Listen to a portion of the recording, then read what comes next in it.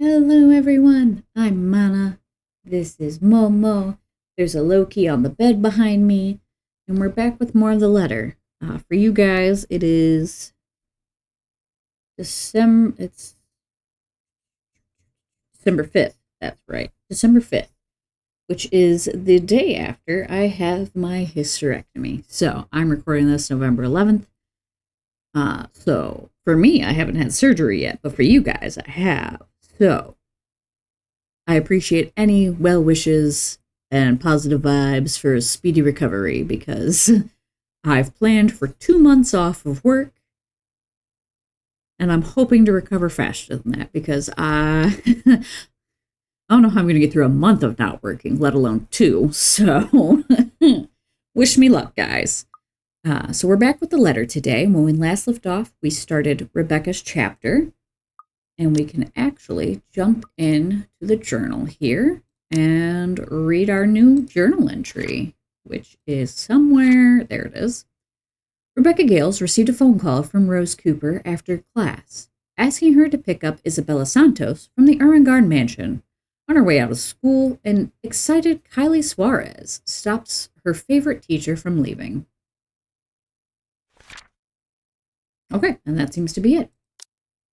Cool. I mean, more than that happened. As Rebecca, we went to the Ermengarde mansion to pick up Isabella, and so far, we haven't found her, but we did sort of see the inky blob of the ghost attaching itself to Luke Wright, so that's fun. So let's get back into it. The entire visit took a whole 24 minutes, and my trip to the mansion, as it turns out, is a useless endeavor in itself. Isabella's no longer there, left shortly before I arrived. Or at least, that's what the few staff who saw her assumed. None of them knew where she went, but I can take a few guesses. There are only a number of places in Luxburn she frequents, and, well, she's never been the complex kind. It doesn't really take a genius to figure it out. Still, it's odd she left on her own. She could have at least waited for Miss Cooper. It would have saved her having to pay the cab's fare twice today. And right after she was told to stay put. I mean, who does that? Oh, hi, Loki. Is that your favorite ball? Well, you gotta bring it to me if you want me to throw it. I'll throw it for you. You just gotta bring it to me, baby girl. You're so cute. Yeah. You're so cute. I love you. I love you too, Momo.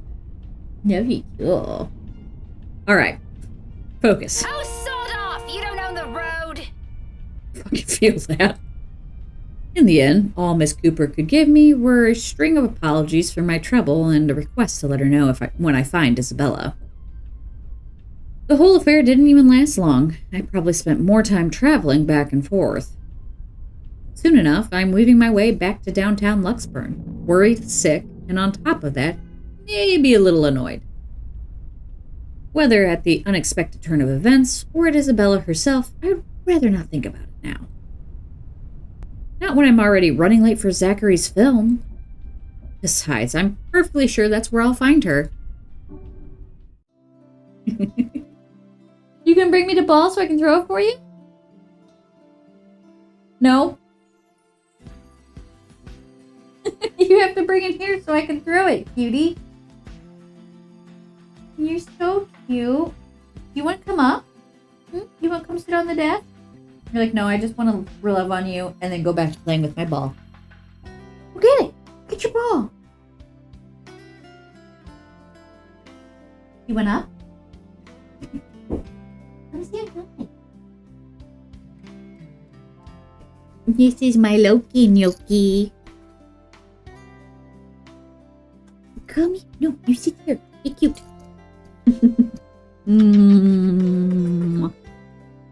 Yeah.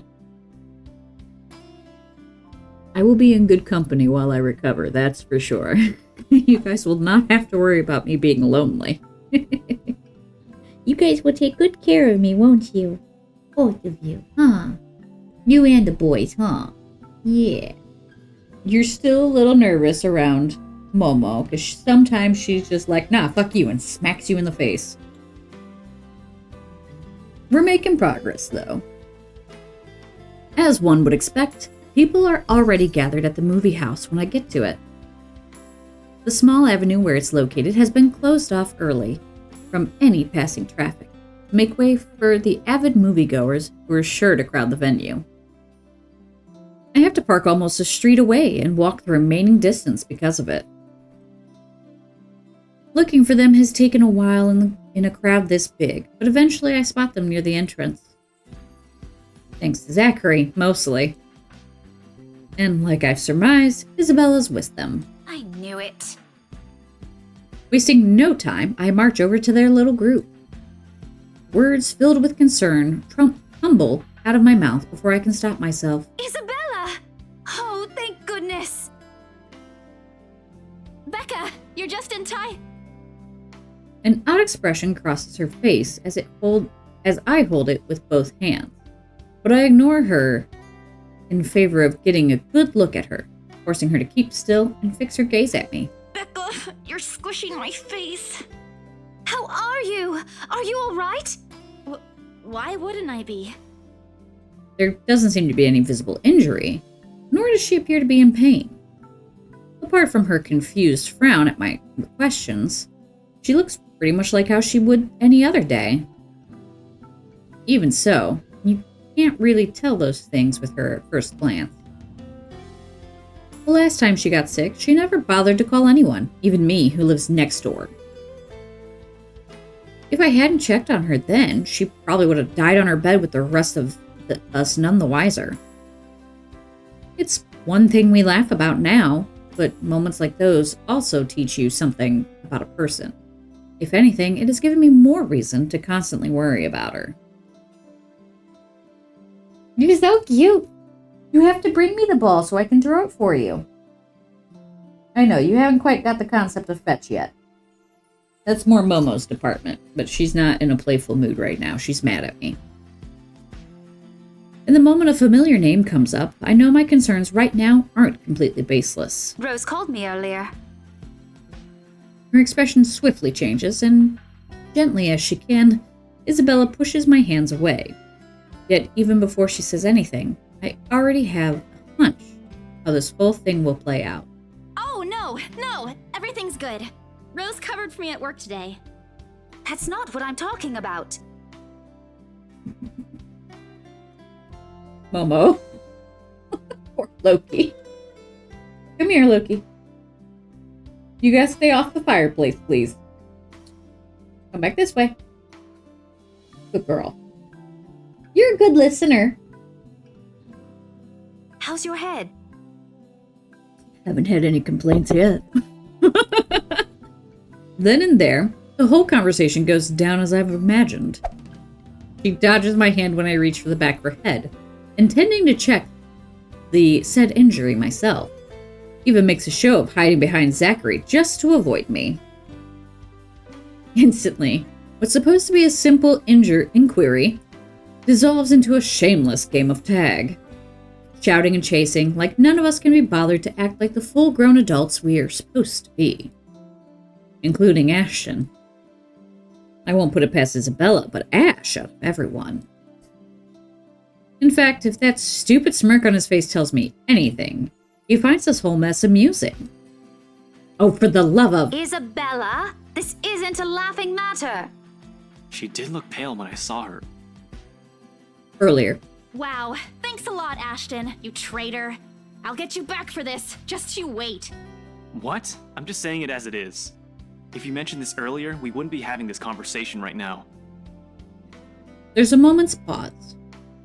My hand stills midair as my attention shifts to Ashton and the words he leaves hanging between the four of us. He doesn't meet my eye. I don't think he's even aware of what he said. But the meaning in each syllable alone is clear. And they echo. They sting. They burn. I'm sorry, saw her? Yeah, they arrived together. Bella looked fine to me then. I don't know. Of course. Of course. Why else would Isabella leave on her own after being told to stay put? After that little chat about money this morning? Something close to silence falls while I mull over their words, both what's already been said and what's left unspoken. When I do find my voice, it only reeks with nothing but bitter, unpleasant thoughts. Thoughts I quickly stamp out before they surface. Thoughts I hide the best I can in the deepest parts of my mind, locking it away for no one to see. Oh, that's good. At least she didn't have to travel alone, right? At least. Good. Yet try as I might, the green-eyed monster easily rears its ugly head.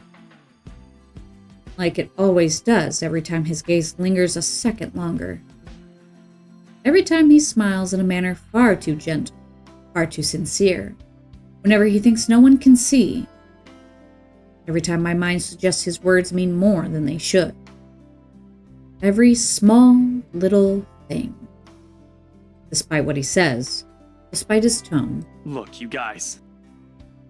For all I know, it may just be the same kind of fondness born from friendship.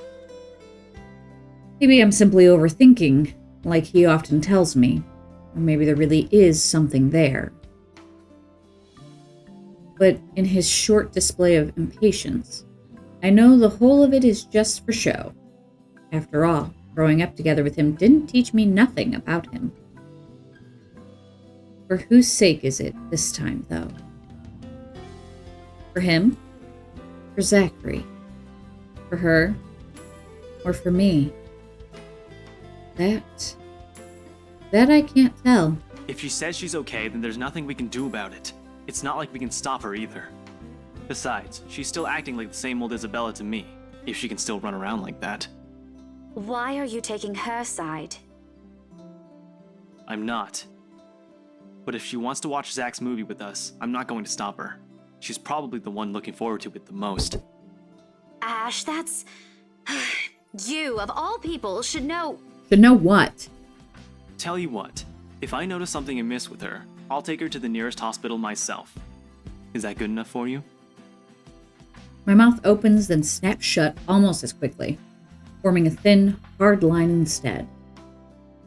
I can't respond, not because there's nothing to say.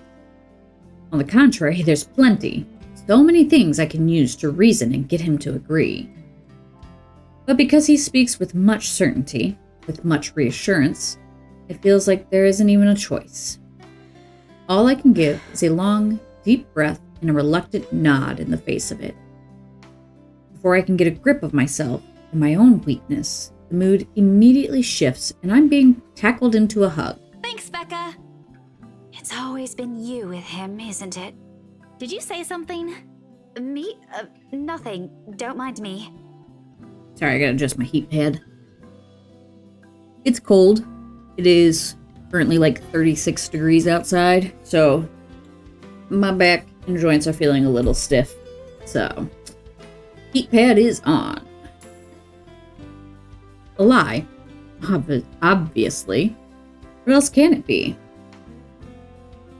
Each and every smile, a tiny effort to keep things as they are, or so I tell myself. Little do I know, this is merely a preamble. Starts out quietly and without fanfare. Amidst friendly jibes and harmless teasing, with a scrap of paper fluttering harmlessly to the ground. One that looks suspiciously like a cheap Halloween prank no matter how you look at it.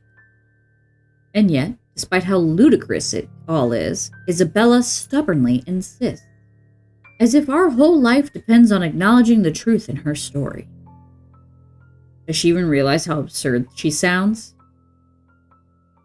Cravens. I'm sure that's a Scottish word that I'm not familiar with. Even my students wouldn't fall for this. I think your students are the one who wrote it. Isabella, aren't you taking this a bit too far? Oh, this heat pad feels so good. She doesn't give me time to regret nor think over my choice of words. From there, it escalates, grows into an argument too petty even for our standards as adults. Before we know it, one after another, harsh, scathing words are being spoken. It's not a joke! Will you guys listen to me first? I saw something in the house earlier. It stood right in front of me. If I hadn't gotten away, that thing might have... Right. And in broad daylight, Isabella. Even someone gullible would find the logic in that screwed up. There's also no way in hell that this supernatural shit is true. I 100% believe in the paranormal and supernatural. 100%. But I'm also like a hardcore skeptic at the same time. I will sit there and be like, but is it a ghost? Let's look for a logical explanation before we jump to ghost. Like, I'm... I believe in it. I do. But also at the same time, like, let's rule out all the other possibilities first, and then whatever is left, maybe the explanation. But it's real! What do you think I saw? Hallucination? A delusion? Didn't you say you fell down some stairs? So maybe Rebecca's right. She saw it before she fell down the stairs, though. It happened after, when I was trying to get away. I almost got stuck in the same room with that thing. We're all in danger. I thought you were my friends. Why don't you believe me? But someone has to be patient in all this. And however much my own has already been frayed earlier, there's no one else. Who else can deal with someone's selfishly acting like a child? Like every other time, it has to be me. We are, and you know that. But this thing and that thing has got nothing to do with the other. When Rose called earlier, I thought she's just exaggerating. But based on what I'm seeing right now, maybe it's better if we really postpone this for now. Don't bother. Just like that, she cuts us off. Slams the door right in our faces while my own temper flares before I can stop it. Although it falters briefly at the hard expression on her, when she snatches the blasted paper from Ashton, I hold on to it. Regardless of how upset she appears, soured expression and balled fists, throwing a tantrum is simply unacceptable. For a grown woman at that. Words form at the tip of my tongue, ready. But before I can open my mouth and let all of it out, her feelings and mistakes be damned, Zachary raises his voice, a voice of his own. Guys! A warning underneath the warm and hopeful beat in his voice. We all stop and look at him, and even my own anger subsides a little at his tone. Why don't we all calm down first? I'm sure Isabella has her reasons too. No need to be hard on her. And hey, ain't this supposed to be a happy get-together? To an outsider, it may sound like a desperate request. But Zachary has always been the one to keep a level head over petty squabbles. This time's no different. He knows what to say, and when he lets it fall, they only ring sharp and true. Loki? No, you didn't bring me the ball. That's okay. You're cute. Coming to check on me? Yeah, I appreciate it. Thank you. We haven't seen each other for months. I'd really love to know what y'all have been up to.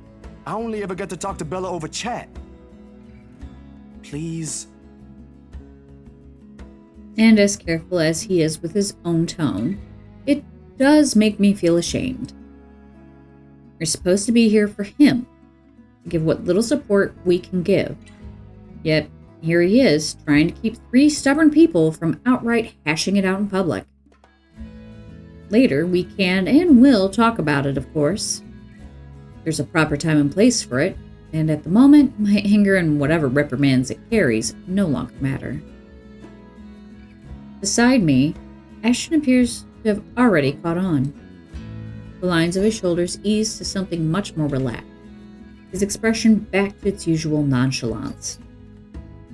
Isabella, however, she stands perfectly still, her hands clasping the straps on her bag, like a lifeline, eyes trained on some point near her shoes. There's no anger in her face, only an undeniable hurt. But she's never been good at hiding what she thinks. Always the open book, always the one to wear her heart out in the open. And when she looks up, her answer is also as simple. I'm sorry. Today's not a good day for a movie night out. I think I'll pass. Enjoy, you guys. Isabella refuses to meet our eyes, Zachary's in particular.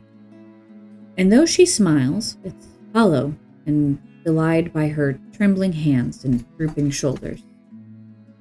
I wait for another outburst from her when she drags in a breath, anything easier to deal with than her short, wounded glances. Only it doesn't come. Instead, she stumbles back and merely walks off on us. Isabella, wait! Zachary and Ashton's voices immediately follow mine. However, the swell of the afternoon crowd has already swallowed her retreating back before our words can reach her. Regardless if they do, I don't think she'll listen either. She's exasperating. And here I was thinking earlier how admirable she can be when she acts like her age. All because of one stupid piece of prank she can't let go of. Despite the tense, awkward air she leaves, none of us speaks nor chases after her, even with my own frustration over the matter, even with Ashton's seeming indifference. Until Zachary's sharp exhale slices through the stiff atmosphere, and he voices out what we're likely too proud to admit given our natures. Really, guys? She walked out on us, Zachary. Can you believe her? Yes, I saw. But that ain't the point here. You could have at least humored her, toned down on the teasing for a bit. He sends Ashton a pointed look at the last one. For a moment, the latter appears about to say something in his defense, but soon drops the idea altogether. He swiftly averts his gaze with a small frown, his hand going to rub the back of his neck in an awkward gesture of comfort for himself. He knows Zachary's right, in more ways than one, and this is the closest we can get to him admitting he's in the wrong. But You can't just tolerate that. If this is her idea of a joke, I fail to see what's so funny about it. She went overboard, Zachary. And then she goes home all upset, like we're the ones at fault here? you are. Cut her some slack, please. We're all aware how she felt about the mansion in the first place, yeah? You don't really believe what's written on that paper, do you? No, but come on, Ash. You're the detective here. You must have noticed something we didn't. Hey, Zach, keyword detective. Police? Dealing with supernatural shit isn't in our training manual, if that's what you're trying to get at. I ain't. All I'm trying to say is, we all have our bad days. Give her the benefit of the doubt, okay? She was behaving like a child, Zachary. And you're behaving like a cunt. Ain't we all? Look, let's just hear her out next time, aight? Talk about it properly, preferably without anyone blowing a fuse. Rebecca. She won't be making a big deal out of this if she's in a better mood in the first place. Something else must have ticked her off at work. Just snowballed from there. Probably not something. Shadow passes over Ashton's eyes, his eyebrows furrowing in deep thought. But he tucks it all away before Zachary notices or I can ask about it. Catching that look on him, however brief as it is, leaves me unsettled for some reason. It's something I'm not used to seeing in him. Someone, though. Oh, so you did do something. What? No! Why does it have to be me? You tell me. You used to be so friendly with each other. Now, every time you're in the same room, all you two seem to do is ruffle each other's feathers. What exactly happened, Ash? Nothing. Alright, and you're a much better cook than sis. I didn't do anything. Really. You might be right, though. Something must have happened during the open house. There was a crowd, you know? It could have easily been one of their guests. Anyway, we should stop wasting time here. What's done is done. Let's just head inside. The movie's going to start soon. Ashton doesn't even wait as he shuffles inside, leaving Zachary and I staring after him. A diversion, if I've ever seen one. Frankly, I don't know what to make of that. Moments like this often blur the lines between those he prefers to keep at a distance and those he has opened up to. And sometimes, it puts the question of how far he's willing to trust his own friends. Sure, his straight face whenever there's something on his mind is nothing short of impressive. For people he never bothered to let in, it's typical. No one will care, and that's exactly how he prefers it. He never did quite like the kind who meddles.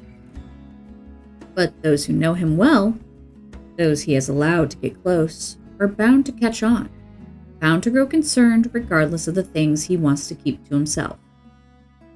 Especially with that look on his face earlier. What's with him? I was just pulling his leg. I'm sure it's just as he says. He would have said something by now if there's anything we should be concerned about. You know how he operates. All empty reassurances. I don't believe the words myself. In the first place, there shouldn't have been a need to make these excuses for him. But it's obvious there's something that needs to be addressed as soon as I get the chance, and it can't be in the presence of other people, including Zachary. Oh, all 13 of my locks know exactly how. Don't hold it against him. Easy for you to say. He never does that to you guys. He knows his boundaries. And Belle would have probably hit him with that metal rolling pin she keeps, if he so much as thinks about it. He knows his boundaries, but continues to break Zach's locks until he was given a key. Yeah, knows his boundaries, sure. Actually, I'm almost surprised she hasn't done so yet.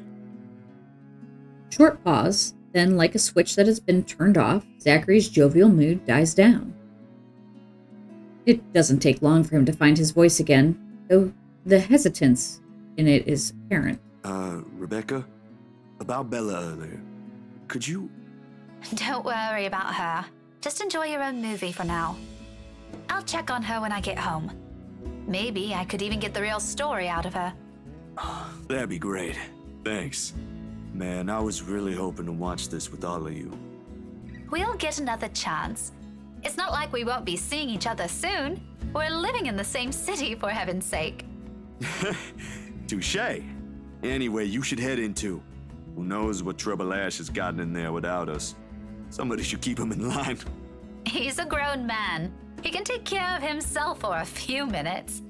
What about you? Getting us some snacks. My treat, yeah? We've still got a few minutes to spare before they start. I'll catch up with you both soon. All right, but don't take too long. Just bottled water for me, if you're planning to get some drinks too. Right, gotcha. He gives my shoulder a light tap and hurries over to the snack bar. Briefly, I allow my gaze to linger past it, towards the far end of the street, in the same direction Isabella took off earlier. Searching, hoping, expecting she'll simply be standing among the passing crowd, but everything's just a bluff. Perhaps there'll also be an apology ready at the tip of her tongue, and a promise to be more responsible with her actions next time. But, much as I will it, there's no sign of her. After that little spat, it'll be foolish to even wait at this point. So, with a sigh, I finally step inside. It's not the excited chatter that stops me once I'm in the small auditorium. Rather, it's the sheer lack of one. The hall's not completely empty, no. From where I'm standing, I can still spot a couple of heads dotting the seats, some nodding, mostly engaged in cheerful conversation before the film starts. But the absence of a bigger audience, and what few murmurs floating in the air only made the room... But the absence of a bigger audience, and what few murmurs floating in the air only made the room seem a lot larger than it actually is. Here we go. Surely this can't be all there is from that crowd outside. They had to close the whole street for this, didn't they? In any case, this is still just the first showing. For sure it'll have a bigger turnout in the next one. However, despite these reassurances, a pang of worry still hits me as I stride down the aisle, passing by row after row of empty seats in search of Ash. I don't even want to think how Zachary would feel after all the effort he put into this. Though if there's still any comfort to find here, it's that there will be less chances of loud interruptions, particularly from theatergoers lacking manners. And the fact I'll be spending the evening with a friend. And Ashton. A familiar warmth, one I've harbored longer than anything, immediately unfurls at my stomach. In spite of myself, in spite of the reasons I've convinced myself of for being here. Naturally, those are not lies. They never are. I'm here to give what little moral boost I can lend as a friend. But I won't deny Ashton has been part of it too. Sometimes you simply can't say no. And once you realize logic's no longer at play, skirting a fair balance with reason becomes harder. Trickier. It's not like I can simply ask myself to stop or forget it for a moment, can I? It doesn't work that way. Not after I've gone and loved the same person for 17 years. If only he'd look this way for once. Even for a short, fleeting second. And maybe... Okay, listen. I personally know the guy. He might be able to help. I can easily get in touch with him if you want, so... I thought we all agree there'd be no what calls tonight. Pay up, Ash. That pizza fund box needs some cash. All he gives for an answer is a glance and a small smile, yet it still sends the heat swirling in my stomach, rising up to my cheeks. The feeling I instantly pull the reins in on as I take the empty seat next to him. Treacherous little thing, that smile. I don't think he's ever been aware of what it does to any woman who happened to catch sight of it. He wouldn't have thrown it out so casually otherwise. Then again, it's also one of the very few things he allows only the people close to him to see. Sorry, just a sec, Becca. Hey, I gotta go? If you get this message, just let me know, okay? I'll free up my schedule if you want to check with him. No fees attached. I promise. Bye. Fees? You're not doing anything illegal, are you? You know me better than that. Inspector Abigail? Yeah. No! I am not losing that bet. Don't count on it. Oh, come on, Ash. It's not like it's going to put a dent in your paycheck. Which one is it? Officer Carl? Officer Benjamin? The chief? None of the above. And Chief hates it when I call him. Give it up. Ash stops a moment when I hold a hand up at him, the expression on my face expecting. Although a smile threatens to break through with the baffled look spreading on his own. He resembles a lost child like this sometimes. Okay, that is a period. Okay, it looked like a comma. He resembles a lost child like this. Sometimes I forget we're the same age. What? Mobile. And why? Evidence. What else? You always preach they don't lie. Put your money where your mouth is. Show. He blinks once, then sighs. Rather loudly at that, with every intention to let the whole auditorium know how tedious he finds this little back and forth. Just the same, he raises the gadget up to my face. But before I can even read past a single letter, he swiftly slides it out of view and straight into his pocket. It's not work. I swear by my badge. Oh, just admit you didn't want to pay. You're a worse cheapskate than Belle. Becca, look at me. Tell me, does this face seem like it's lying to you? Maybe. Here's an idea then. Why don't you find a mirror and answer that yourself? Pass. I've seen it plenty. It still looks the same. Honestly, it's getting boring. All right, suit yourself. Just remember, I'm not the one who got caught breaking a deal we all made. Really, Rebecca, it's not what you're thinking. A friend just needed help with the problem. It's nothing big enough that I'll run off on you two. Don't worry. It's a sign. Time to end this little banter. As fun as this chat has been, some lines he simply doesn't allow me to cross, regardless of the years we've spent growing up together. Especially with the sort of work he does. Of course, that doesn't mean I haven't tried. I still do from time to time, hoping he'll at least share something more substantial than his routine vague answers. He literally can't, though. Like, as a detective, he cannot share details of an ongoing investigation with you. Like, he just fucking can't. You are a civilian who is not involved in the case. So, he can't tell you. He literally can't. It's like, one, it's against the law. Two, he could lose his job for it. So, I am cold. That's why I keep pulling my sleeves up over my hands. Occasionally, we'll talk about it if we ask, but never in full detail and only stuff we need to know. In case we need to look for his dead body, he joked one time. I mean, that's fair. He doesn't repeat it after a stern look from me, but it doesn't make the whole situation any less frustrating. Where's the big guy, by the way? He can't be missing from his own premiere. Food. Is there something you want? I could... Nah, it's good. He'll know what to get. Frankly, I'm more worried about him. Do you think Zach's gonna be okay with this? I don't need to follow where he directs his eyes next to know what he's talking about. I've seen it with my own, felt the exact same doubt. I honestly don't know. I only have a small idea of how these things work. But he put a lot of effort into this. Someone will certainly notice. He did put a chunk of his savings on it. He was hoping to start a small studio when it takes off. If it takes off.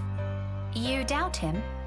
No, just concerned, I guess. As far as I know, the whole fund was initially for the studio. Space, equipment, that kind of stuff. I have no idea what suddenly came over him. He already had enough to start one on his own. Why would he use it for something else? I'm sure it'll be fine. Zachary knows what he's doing. Hopefully. He had me check the scripts and the research he did before he went through with this. His personal experience with the topic also counts. I think he's onto something here. He merely lets out another hum, only I can't figure out if it's in agreement or meant to be something else. The whole conversation dies down as soon after, and a silence falls between us. A strange kind of atmosphere that teeters between tense and uncomfortable, almost to the point of awkward. Between the two of us, this rarely ever happens. We've already gone past this point as children. Yet Ashton can't seem to sit still, discreetly checking his phone every few seconds, glancing back at the entrance when he thinks no one's paying attention. Even when people have started to trickle into the room and fill some of the vacant seats. It makes the wait for Zach all the more longer than it should be. In the thick of it, I find myself grasping for something else to talk about, just to calm the growing restlessness in my stomach. So I've never done this scene before, because the first time I played this, Isabella was here. So this is completely uncharted territory. So you were at the mansion. But in practice, it's far from an easy task. Not that there's a great lack of things to chat about, quite the opposite, in fact. And getting in a conversation with him is a breeze when you're already familiar with him.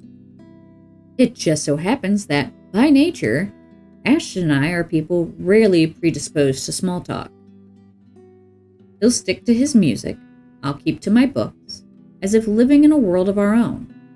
There's a sort of understanding in it, in solitude's appeal, that only two of us appear to grasp. Like this, we don't have to talk. The other's company is almost always enough. That's what I believed then, anyway. Until our small bubble grew to include more than just us, and little by little we've begun to move away from that tiny, quiet sanctuary. Somehow, words have ceased to be more than just a mere option after, and picking the right one is now a necessity. So, you were at the mansion? A question innocent enough, yet the air changes around him almost palpably. And when his lips form a thin line and his jaw tenses, I know right away he has found the words I've chosen a huge bother to answer, if not utterly unnerving. The why confuses me. The careful tone he takes even more so. Normally, I'd back away as soon as the mood around him shifts, or his response even comes. But the change prods at that ugly little feeling I've been keeping at bay since earlier. Something, whatever his answer will be, feels like it will sate something more than just my curiosity. What about it? Oh, just wondering, I guess. It simply didn't cross my mind you'd be there, is all. I happened to pass by. Well, that's different. Your cases rarely ever take you out of Luxborn, don't they? What changed this time? What makes you think a case is the reason why I was out there? Well, you're not buying a mansion. Maybe it's because you don't usually go out of town much? I could count on one hand the number of times you did in the past 5 years, you know. Only 5 times, to be exact. Once on a trip to a nearby county where his father lives, twice to stay with Zachary's grandparents for the weekend upon their invitation, and another to attend 2 of his mom's concert performances overseas. Basically, if he thinks it doesn't concern him, he won't budge from where he's already made himself comfortable. That, and he hates going on long drives, much less on trips taking him away from the city. If he ever gives the impression of a lazy guy at first glance, well, that's exactly what he is. His little detour today, though. If it isn't for a case, then what else can it be? Really, he needs to give me more credit than that. Anselm's hardly out of town. It's a 30-minute drive, Becca. True, but I know you. You most certainly aren't there for a stroll or the view. Did it even occur to you I might be checking the open house? Why? You hate gatherings like that. I like them well enough when I have to. Don't kid yourself. Why would you even need a mansion that big? You barely stay in your own flat. Shirley needs a fancy garage? There's no garage there. Will you quit the sass? And I doubt Belle even invited your ass over there. You're the last person she'd ever want to see while hosting an open house. You do annoy her sometimes. Rebecca, Christ, why do I always have to spell everything out? I already said it. I just happened to pass by. It was after I finished some work. No one invited anyone. Isabella has got nothing to do with it. I invited myself. End of story. There's no anger in his tone. Really? Because it sounds like there's a lot. It's merely the sound of finality and wanting to be done with this whole dumb exchange. But the way to carry snaps the last line, keeping that awful feeling and my own temper in check. It snowballs from there. My mouth moves before any other rational thought catches up to it. So there is a case. You don't have to keep those things from me. Just say you have one. I'm not asking you to explain anything. Why do you even want to know if there is one in the first place? And even if there is, you know the details are always off limits. I don't. I couldn't care less if it's a case or not. But I could stand to be answered properly instead of being given vague, mindless answers. It's a simple yes or no question, Ash, for goodness sake. You've known longer than anyone how I work, Rebecca. This shouldn't be surprising to you. Ashton, in case you didn't notice, people do worry about you. Every time you're out who knows where, playing your little detective game. It's not a game, it's his job. Is that such a hard concept to grasp? For you, apparently. Well, maybe you should have said so in the first place instead of... Damn it. Just drop this, Rebecca. This isn't going anywhere. What the bloody hell is your problem? You've been in this stupid, wretched mood since earlier. At least try to hold an actual conversation if you can't be bothered to tell why you're in such a black mood. I could say the same thing about you. Can we just move on to something else, please? I've heard enough arguments to fill my quota for the day. If we keep at it, this is going to end up worse than the one we had with Isabella. One name. A hush overcomes me. Not because his words have completely tempered my anger. No, it's still there. It swells, churns, rages within me, waiting. But whatever else I've yet to say, born from it, I hold it back. All of them. Every bitter word, I leave them all unspoken in favor of giving a quiet voice to that one tiny realization. The very same one that awful feeling has been whispering to my ears all this time. It wasn't really because of a case, was it? You were there for something else. Someone else. How did you even get to that? Didn't we already establish why I was there? Why are we going back to this again? You could have just said so. It's not like it would make a difference.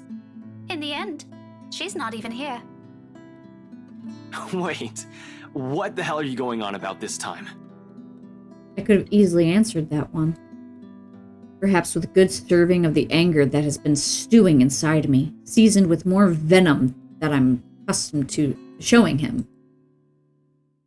He's lucky Zachary chooses that moment to show up, carrying bags of popcorn on both arms and totally oblivious to what occurred.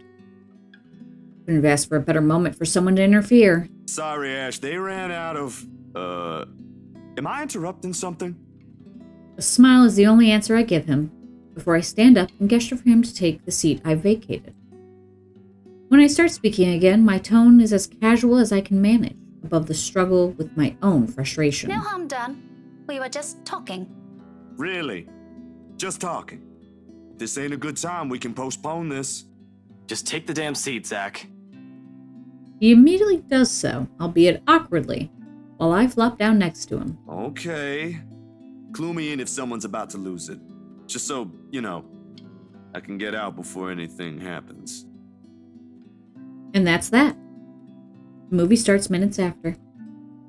But for the better half of the evening, only a strained mood permeates in the air between us, my own irritation winding and unwinding inside of me. In the midst of it all, a single thought nudges at me. Would it have been any different if Isabella were here?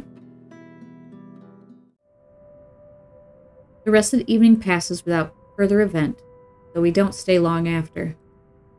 Some plans were made for after the movie the night before, but they're mostly Isabella's suggestions, and with her absent, there isn't much point to it, is there? Well, we'll just have to find some other time, preferably when everyone's in a better frame of mind. Certainly not when the rest of us are this exhausted. Have things nagging at the back of our minds, or this emotionally drained. That little disagreement with Ashton feels like a warning sign already, and it's not a line I'm willing to test tonight. Sometimes there are things you simply can't force. A sentiment we all likely share at the moment, if the silence before we part ways tells anything. Even Zachary seems reluctant to break it. Well, it was fun, despite, but really, thanks for staying, you two. Don't mention it. It's the least we can do. Nah, I owe you both. Especially you. You sure you don't want payment for all that history checking you did? Quite sure. Oh, you know what? On second thought, just save it for when you win an award. Treat us someplace nice or something. I doubt it'll go that far. Oh, please. Think positive for once. I hear you, ma'am. I hear you. Then put some back into it. It's really too early to say, but here's hoping, I guess. We'll see. Anyhow, I'm off. Got some new photography gig lined up in the next few days. But just call me anytime you guys want to hang out. Sketch should be easy to free up for some R&R now. How about you, Ash? You coming with? We both glance his way, though mine probably comes off sharper, more scrutinizing. He hasn't said a word since we left the theater, his eyes completely glued to his phone as soon as the movie ended. Typical. He doesn't even spare me a look when he slides his phone back to his pocket and answers. Oh, yeah. I need to double check something with the guys at the precinct. Same way then. You gonna be fine on your own, Rebecca? My car's parked just a block away from here. It should be an easy walk. But both of you should get going if you're in a hurry. Right. Drop us a message when you get home. And that thing with Isabella too when you get a chance to see her. See ya. Yeah, I will. Be careful, you two. Bye. They leave without a backward glance. But despite my own exhaustion and the strong desire to go home, I remain on the same spot for some scant seconds still. Watching them, trying to figure out where to go from here, as if the answer can be found in their retreating backs. If Zachary hasn't mentioned Isabella again, I probably would have forgotten about his request. Hadn't. I would have simply left the anger to subside until we can pretend like nothing happened. When I finally cross the street, long after they disappeared behind the evening crowd, I only have one choice in mind.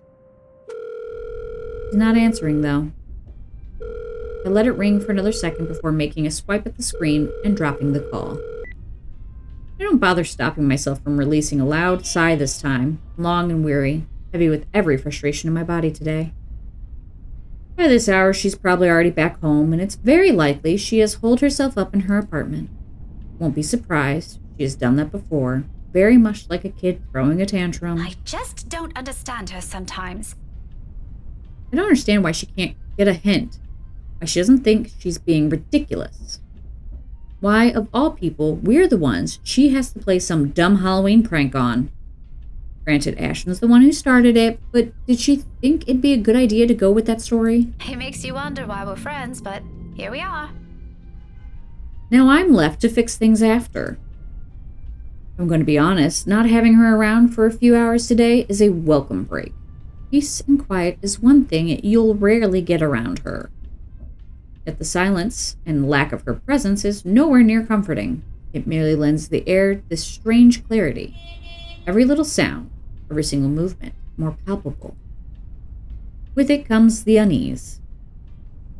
It hasn't really left me this afternoon, and against everything I've wished for today, I find myself yearning for an interruption and dial her number again. As frustrating as today is, I can also use a friendly voice. It rings for a good minute or two, until just when I'm beginning to think she's not going to answer this either, the line picks up. Belle, hey! Just checking on you. I'm on my way home. Is there something you want me to pick up for you? You probably skipped dinner, didn't you? Don't worry, that diner a block away is still open. Want me to buy you anything from there? Isabella?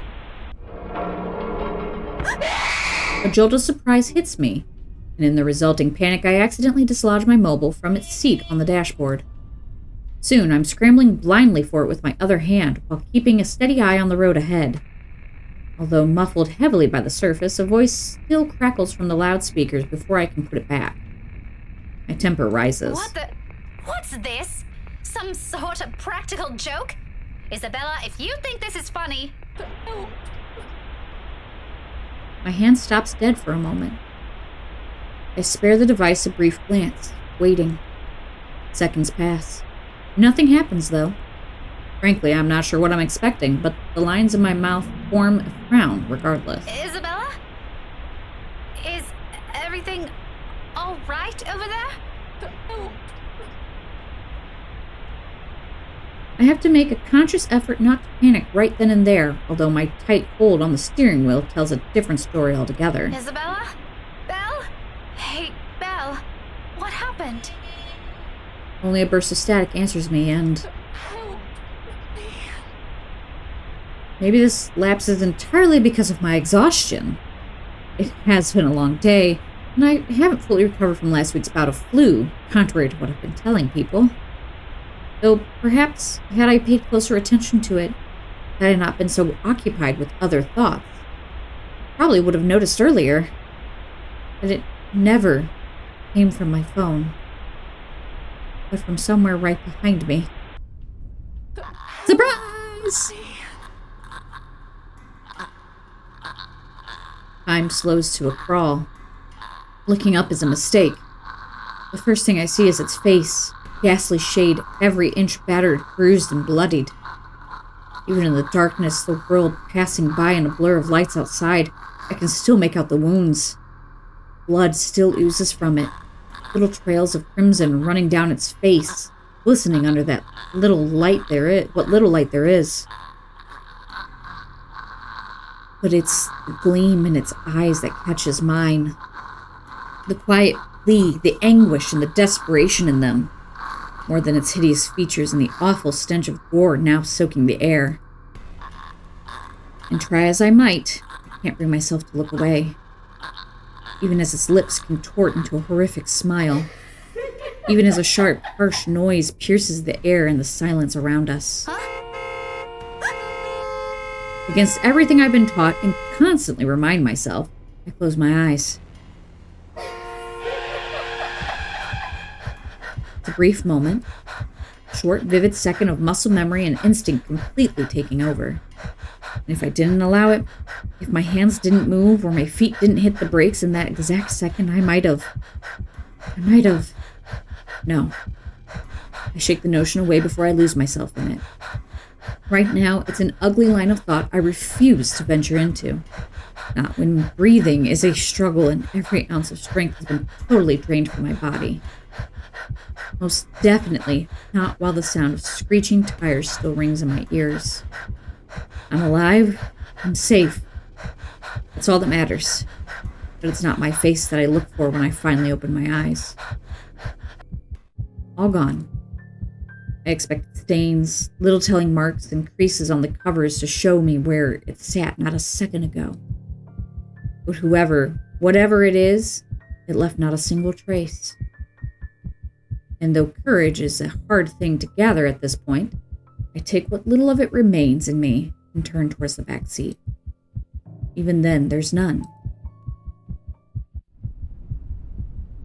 Was there really something in there? How empty it is, I'm beginning to doubt it. Stupid flu again. I need a long rest after this. My hand falls uselessly to my sides, numb from how taut my grip on the wheel has gone, yet still trembling from the unexpected rush of adrenaline. Against my ears, my heart still pounds an erratic rhythm, and my breathing hasn't slowed down.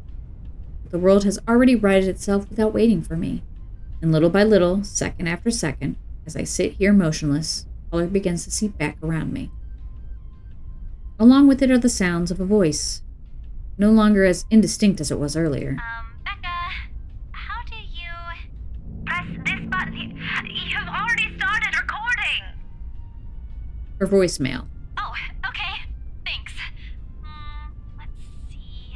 Hello there, Isabella Santos here. Sorry you missed me. Just leave a message after the beep, and I'll get back to you soon. Thank you. Shut up, Ashton. I wasn't gonna say anything. I can hear you thinking about it. Zach, Ashes. All right, kids, settle down before you break anything. The recording is old, made early in our friendship. Roughly 3 or 4 years ago, probably. I can't remember now. More surprised Isabella kept this when she could have easily replaced it. But then again, little things like this, no matter imperfect they may seem, are what made her the happiest. The fond smile slips onto my lips before I know it. I allow it to, despite the headache already forming at the sides of my head and every negative thought still swimming inside me. I have been recording for way too long. When at last I speak, my tone is as light as it can be. Hey, Belle. I know you're in there. I'm on my way home. If you need anything, send me a message ASAP. I'll see if I can still get it for you. You've got 15 minutes. And, if there's something you want to talk about, let me know, okay? Bye. Okay, I'm gonna call it there because I've been recording for an hour and I didn't mean to record that long. I should have stopped when we left the movie theater, but I thought this was gonna be shorter than it was, and it's not. So I'm gonna call it here. When we pick back up, we will continue Rebecca's story. Until then, I will see you all later. And remember to do something nice for a stranger today. It just might save a life. Bye!